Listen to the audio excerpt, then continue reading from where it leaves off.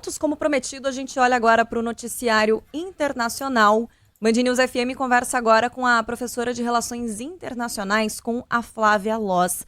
Professora, primeiro de tudo, bom dia para a senhora. Muito obrigada por nos atender nesse sábado. Depois eu diria uma semana, mas na verdade são semanas tão agitadas no noticiário internacional. Bom dia, Larissa. Bom dia a todos os ouvintes.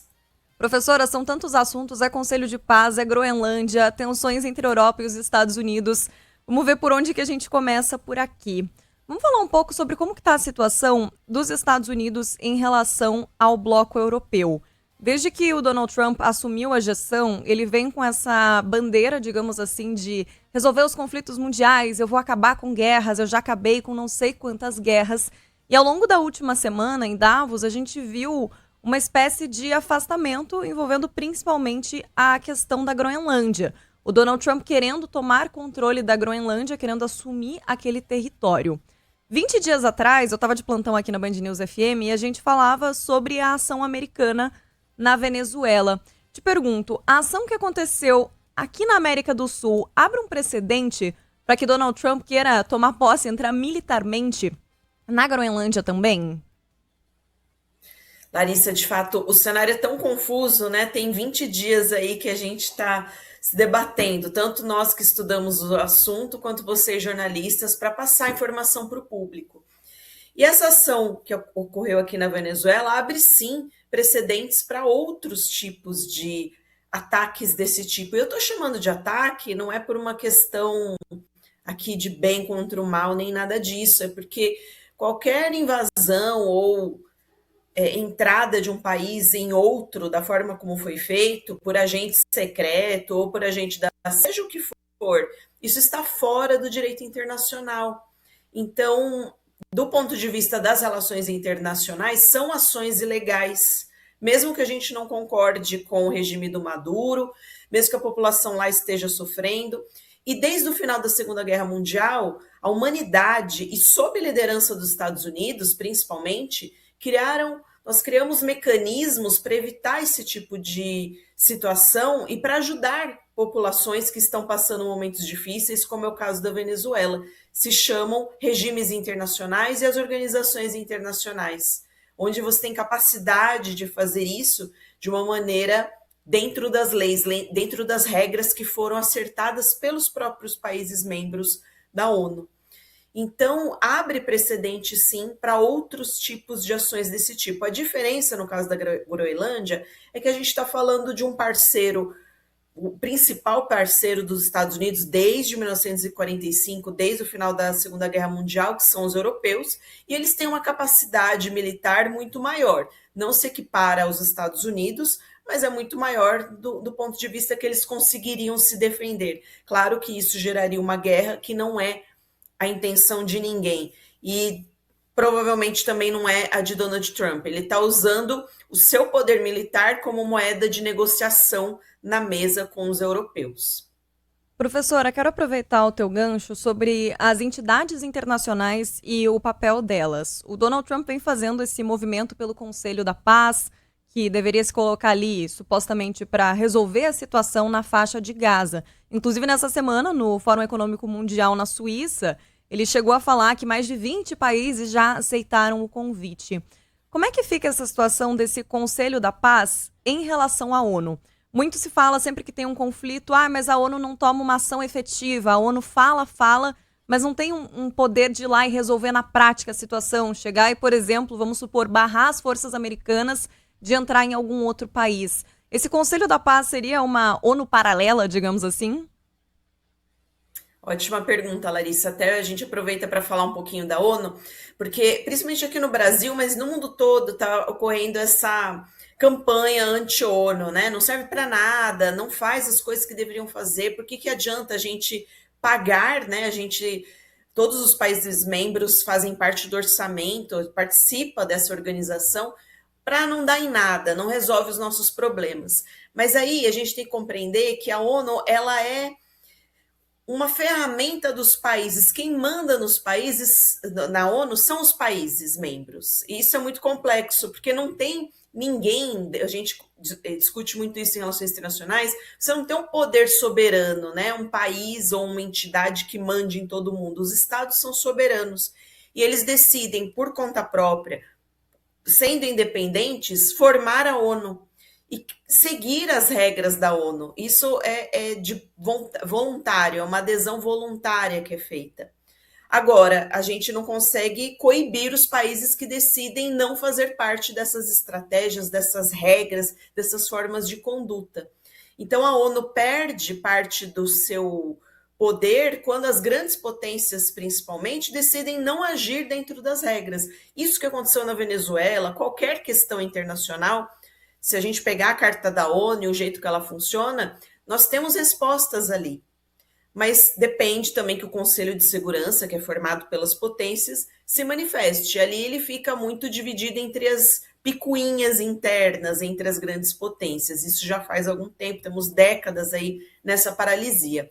Agora, com certeza, pensando na história das relações internacionais, desde antes, quando a gente não tinha a ONU, você não tinha regimes internacionais mediando aí a conduta entre os estados e as suas relações, a melhor resposta não é criar um conselho paralelo. E eu digo isso porque a gente não tem todos os detalhes de como esse conselho vai funcionar, mas algumas informações vazaram ali entre diplomatas europeus, e o que acontece é que os países podem fazer parte do conselho, ela é uma espécie de organização paralela, de fato. A ONU deu uma permissão, entre aspas, para que ela funcionasse, foi aprovado esse conselho no Conselho de Segurança, mas isso só mostra como a ONU fica de mãos atadas enquanto Donald Trump cria uma estrutura paralela.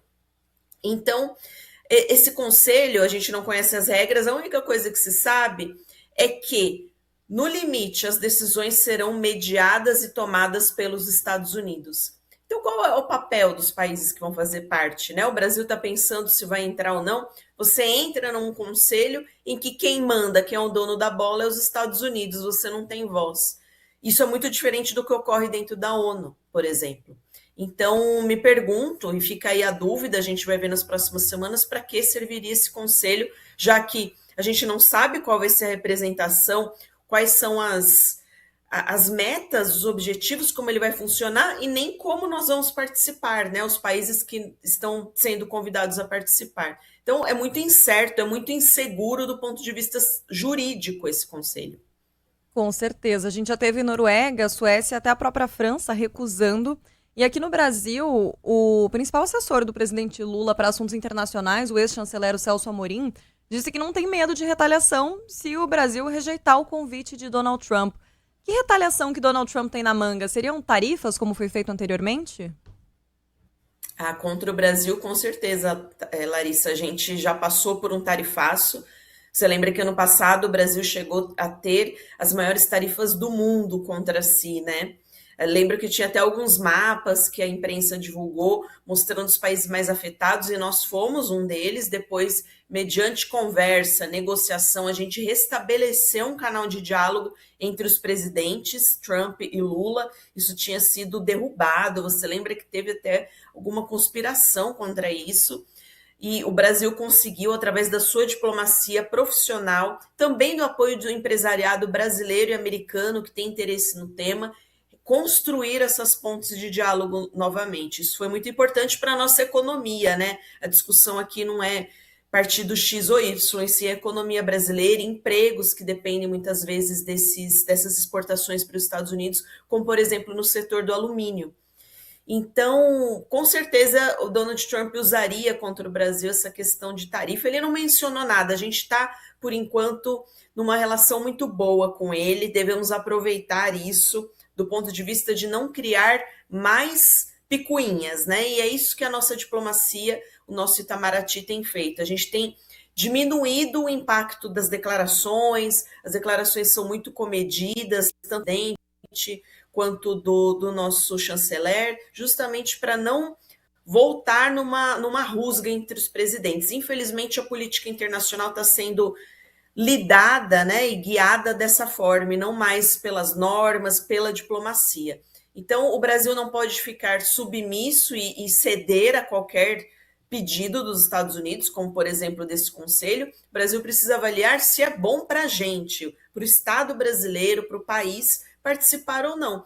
Porque, de novo, se for para a gente sentar lá e não ter opinião, né, ficar ali, mas no final das contas quem decide são os Estados Unidos, uma estrutura que não está vinculada e nem submetida à ONU, ou seja, você não tem um conjunto de regras, não faz bem para o Brasil participar, não faz sentido, a gente não vai conseguir defender uma posição ali. E o Brasil já tem uma posição muito tradicional na sua diplomacia, na sua política externa sobre a questão Palestina e Israel. O Brasil é amigo dos dois povos, dos dois países, defende a solução que a ONU criou lá em 1947, que é a solução de dois povos, dois estados. É isso que a gente sempre defendeu. Nesse conselho de Donald Trump, nós poderíamos defender essa nossa posição histórica? Não sei te responder, porque a gente não tem as regras de como ele vai funcionar. Muito difícil entender a palavra regras quando a gente está falando de Donald Trump. Eu quero voltar para a questão da Groenlândia, e parece que a gente está falando de vários assuntos, mas eles estão todos interligados.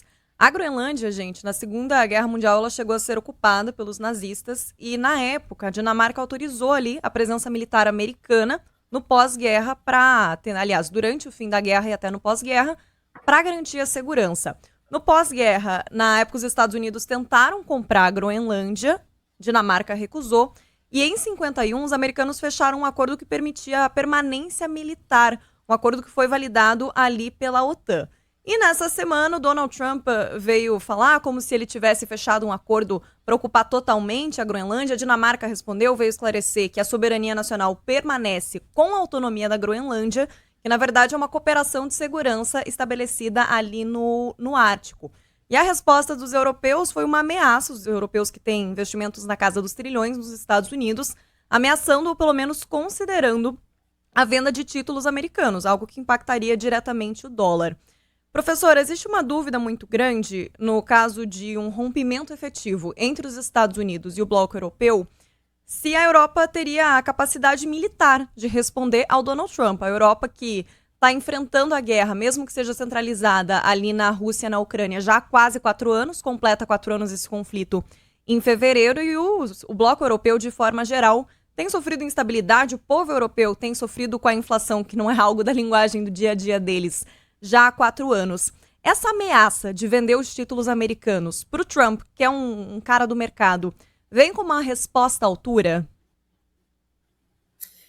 Veio sim. De novo, né? É interessante que você falou, Larissa, porque a gente está falando de vários assuntos, mas essa é uma estratégia do Donald Trump também, da sua política externa. Você vê que a cada semana tem um assunto diferente nas notícias, né? E ele faz isso de propósito, para criar uma certa confusão aí com as pessoas com quem ele tem que negociar, ou seja, os outros líderes, os outros chefes de Estado. E os europeus estão muito perdidos nessa disputa, nesse monte de assunto, de repente, e que fogem das regras, como você bem colocou. A gente estava acostumado a uma ordem internacional, ou seja, um padrão de relacionamento entre os países, que é o que a gente estuda nas relações internacionais, baseado em regras. De repente, ele rompe com tudo isso de uma maneira nada sutil. Então, os europeus ficaram bem perdidos, porque os europeus foram, junto com os Estados Unidos, os arquitetos dessa ordem. E toda a relação da Europa com o resto do mundo é muito baseada em regras. Claro que muitas vezes essas regras os beneficiam, essas regras não são neutras, mas eles estão muito acostumados com isso. E de repente eles têm o presidente do maior aliado deles, que são os Estados Unidos, totalmente imprevisível. Isso cria um desconforto muito grande, né?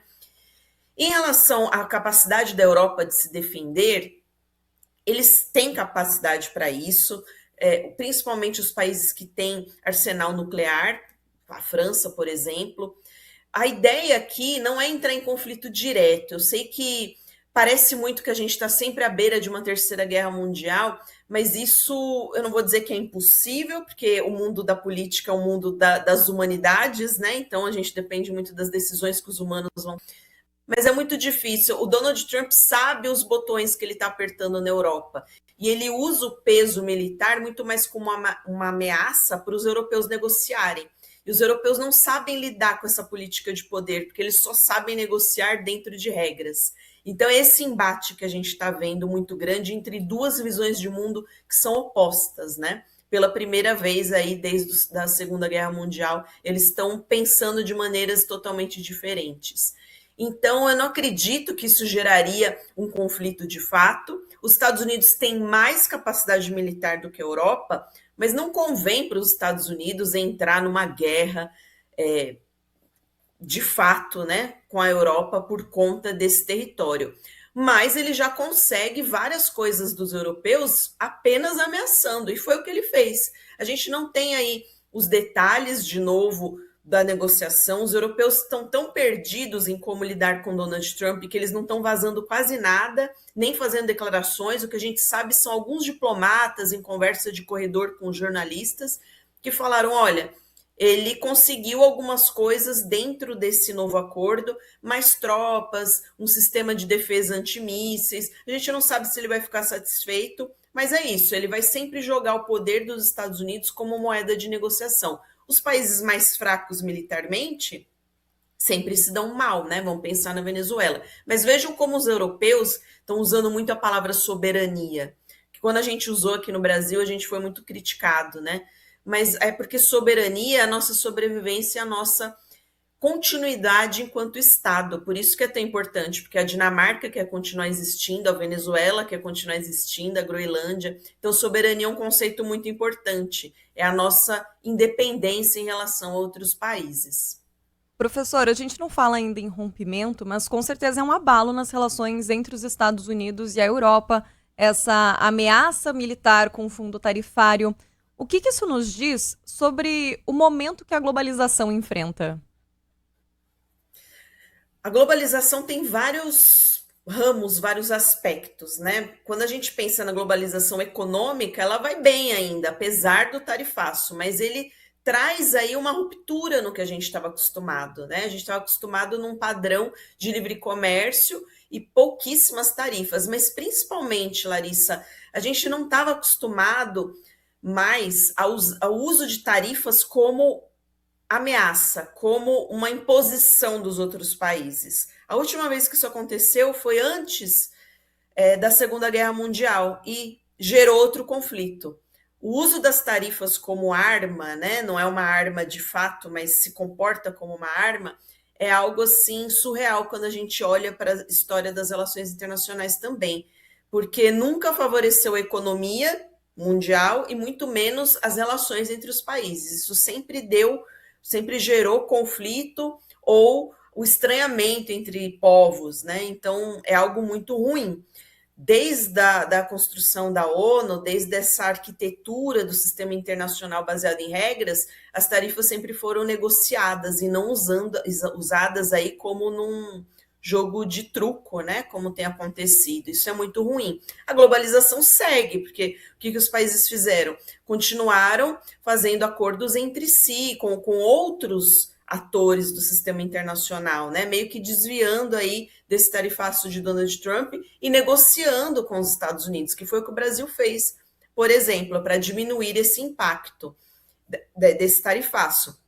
Mas eu ressalto que isso é muito ruim para a globalização. A gente vive um momento agora em que a gente vê o rompimento com as regras que forjaram o sistema comercial, né, de comércio internacional, como nós conhecíamos até recentemente. E isso não vai trazer benefícios nem para os Estados Unidos. Eu não sou economista, mas eu acompanho muitas discussões e isso está gerando, obviamente, inflação dentro dos Estados Unidos e logo, logo a população vai reclamar, porque começa a afetar muito o bolso, né?